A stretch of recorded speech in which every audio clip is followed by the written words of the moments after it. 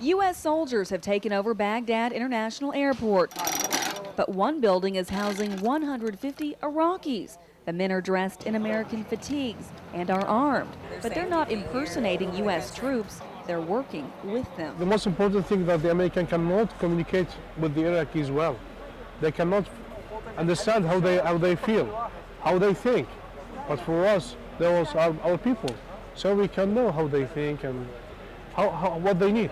Colonel Ahmad Izzet is leading the Iraqi freedom fighters. He was part of Saddam Hussein's army for 10 years, and the majority of his men were also once part of the regime. He was destroying all the good things in my country. Colonel Izzet broke ranks about 5 years ago and says he's working with the United States now in hopes of improving Iraq's economy and establishing a democracy.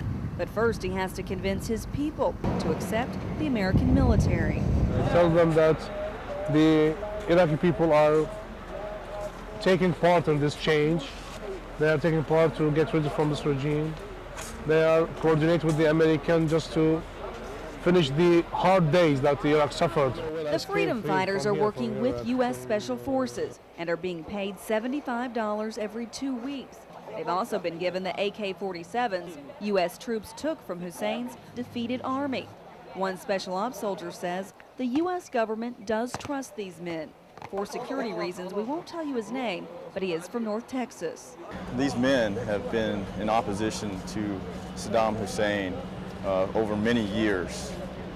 Many of them had to go into exile because of their opposition to the regime.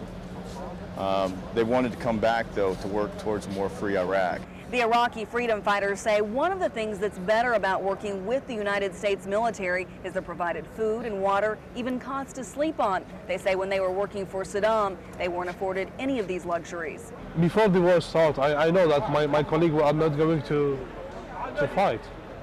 I know that.